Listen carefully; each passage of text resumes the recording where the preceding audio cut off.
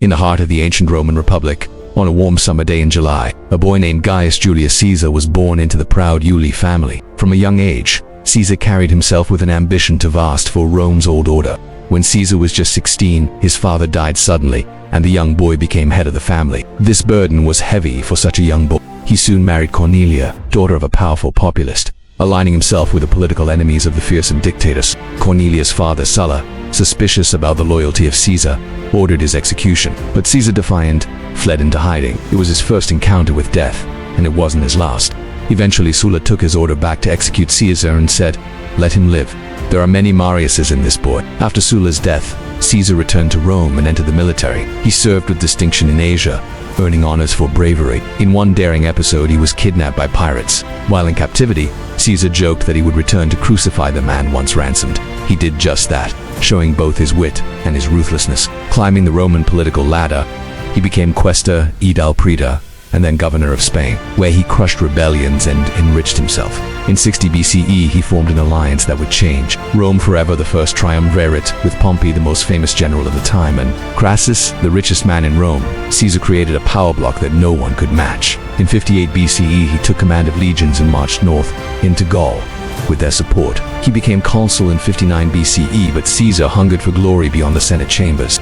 Over nearly a decade, he fought brilliant and brutal campaigns, defeating fierce tribes like the Helvetii, Aedui, and Bel. He even crossed into Britain, the first Roman to do so, wading into the unknown with courage and cunning. His greatest test came in 52 BCE against the Gallic chieftain Verus. Caesar's genius in siege warfare prevailed, starving the enemy into surrender while fending off reinforcements. The victory made him the most powerful man in Rome, and his soldiers adored him. While Caesar grew mighty in the north, his enemies in Rome grew restless. The triumvirate had collapsed. Crassus was killed in the east, and Pompey, now aligned with the Senate, turned against Caesar. In 49 BCE, the Senate ordered Caesar to disband his army and return to Rome as a private citizen.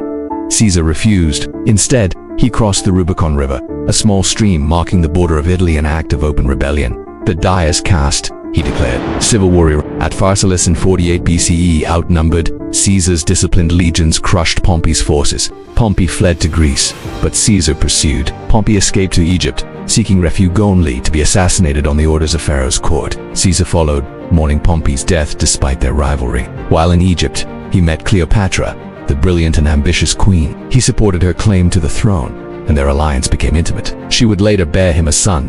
Over the next years, Caesar defeated all remaining resistance in Africa, Spain, and he boldly proclaimed in a grand public meeting, "I came, I saw, and I conquered." Back in Rome, Caesar was declared dictator, first for a term, then for life. He enacted sweeping reforms, relieving debt, granting citizenship, expanding the Senate, and most famously, introducing the Julian calendar, which we still use today.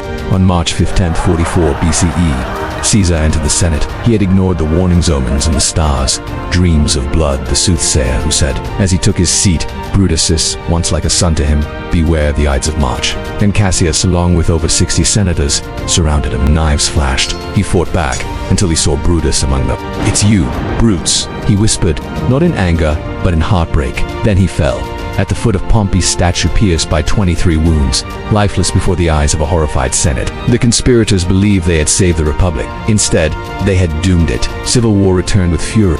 Caesar's adopted son and heir Octavian would rise from the ashes, defeat his enemies, and become Augustus, Rome's first emperor. In 42 BCE, Caesar was declared a god by the Roman state. Even in death, his name lived on.